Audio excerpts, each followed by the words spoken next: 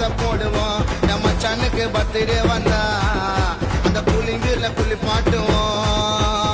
அவர் நிறைய டம்ம வாங்கி அந்த சிவன் கூட போட்டி போடுவோம். டேய் மச்சானுக்கு பர்த்டே வந்தா அந்த புளிங்குல குளிப்பாட்டுவோம்.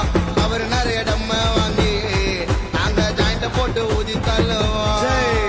ஆத்துள்ள அட்டி விடு, மிட்டாய் நான் ஊட்டி விடு, கோபினாக்கா தட்டி விடு, சிக்கன் வந்தா வெட்டி விடு.